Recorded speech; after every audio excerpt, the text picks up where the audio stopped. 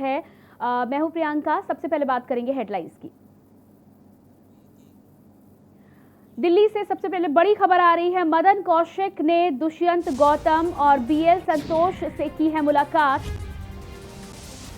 मदन कौशिक ने दिल्ली में मंत्री पद को लेकर की मुलाकात।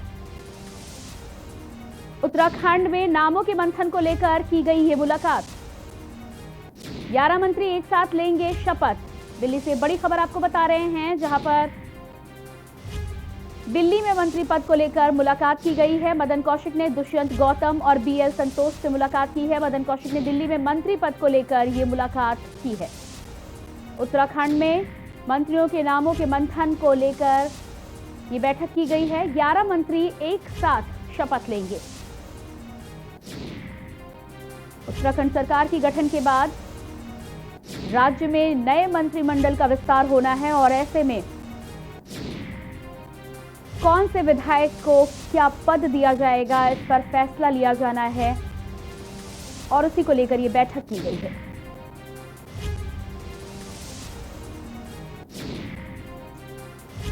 और इसी खबर पर ज्यादा जानकारी देने के लिए दिल्ली से हमारे ब्यूरो चीफ अमित दुबे हमारे साथ जुड़ चुके हैं, उनसे जानकारी लेंगे। जी अमित जी, आपसे जानना चाहेंगे कि आज मुलाकात हुई है जो मदन कौशिक की, और साथ ही साथ माना जा रहा है कि उत्तराखंड में 11 मंत्री एक साथ शपथ लेंगे। आपसे जानना चाहेंगे क्या है पूरी जानकारी।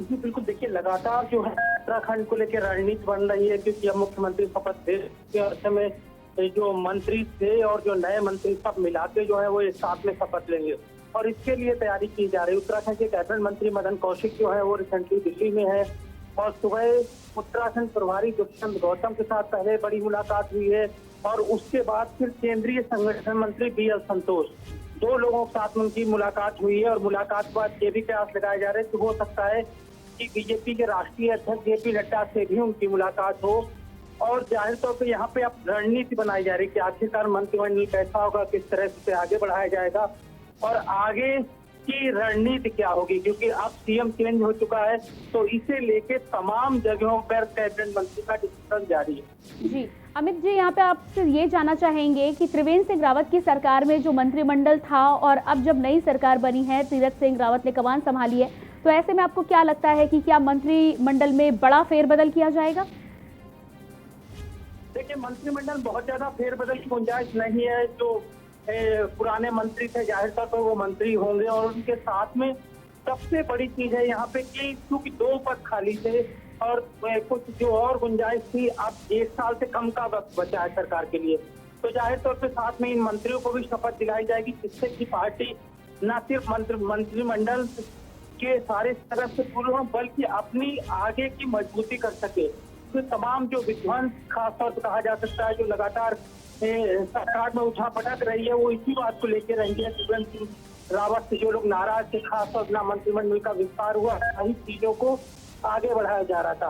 तो अब तीरथ सिंह रावत चूंकि मुख्यमंत्री बन चुके हैं, आगे की प्रक्रिया जो है वो रणनीति केंद्र सरकार की तरफ से तय होती है और उसी रणनीति को समझने के लिए आगे इम्प्लीमेंट करने के लिए मदन कौशिक लगातार मुलाकात कर रहे हैं और बहुत जल्द क्लियर हो जाएगा कि कौन कौन से लोग ये साथ शपथ लेंगे। लेकिन इसमें कोई दो राय नहीं कि इस बार जो भी मंत्री हैं वो सब एक साथ में शपथ लेंगे। जी, इसके अलावा अमित जी, आपसे ये भी जानना चाहेंगे कि किस प्रकार की आपको जानकारियां मिल रही है, क्या इस मंत्रिमंडल में कुछ नए चेहरों को भी शामिल किया जा सकता है?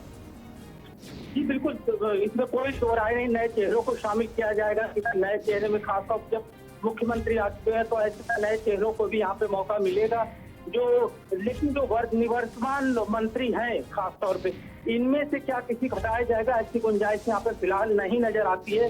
लेकिन क्योंकि बीजेपी के अपने फैसले होते हैं, पार्टी आला कमान तय करता है कि आखिरकार उसका स्वरूप क्या होगा, उन सारी चीजों को लेकर जो है वो लगातार डिस्कशन जारी है। खुद खबरें आ रही थी कि तीरथ सिंह रावत जो कि मुख्यमंत्री बने वो दिल्ली आ सकते हैं, हालांकि अभी वो दिल्ली नहीं आए। तो जाहिर तौर पर जो मदन कौशिक जो लगातार नेताओं के साथ परामर्श कर रहे हैं, इसी अनुसार जो लिस्ट है वो आगे फॉरवर्ड की जाएगी और उसके बाद आगे की कार्रवाई होगी। जी अमित, इसके अलावा एक अहम सवाल ये भी है कि पहले जब कई नामों की चर्चा हो रही थी तो कुछ नाम डिप्टी सीएम पद के लिए भी सामने आ रहे थे, तो क्या अभी भी ऐसी कुछ गुंजाइश बची है? क्या डिप्टी सीएम पद के लिए भी मंत्रणा हो रही है, इस पर कुछ फैसला लिया जा सकता है?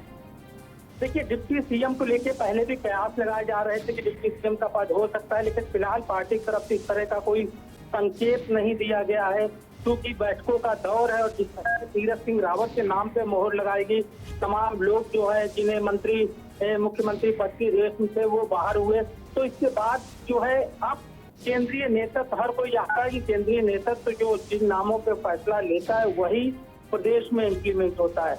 और केंद्रीय नेतृत्व के साथ सलाह मशविरा के लिए मदन कौशिक जो है वो दिल्ली में और लगातार नेताओं से यहाँ पे मुलाकात कर रहे हैं। बहुत जल्द जो है उम्मीद होगी कि मंत्रिमंडल की तारीख तय हो जाए कि मंत्री लोग कब शपथ लेंगे, और दूसरा कि मंत्रिमंडल में कौन कौन होगा।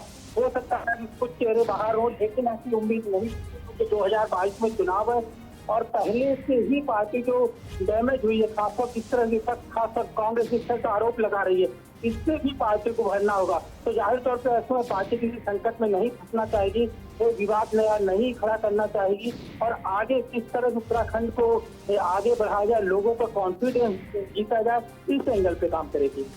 जी अमित, तो आप इस खबर पर अपनी नजर बनाए रखिए, जैसे ही आपको कोई नई अपडेट मिलेगी हम आपसे बात करेंगे। फिलहाल इस जानकारी के लिए आपका बहुत बहुत शुक्रिया।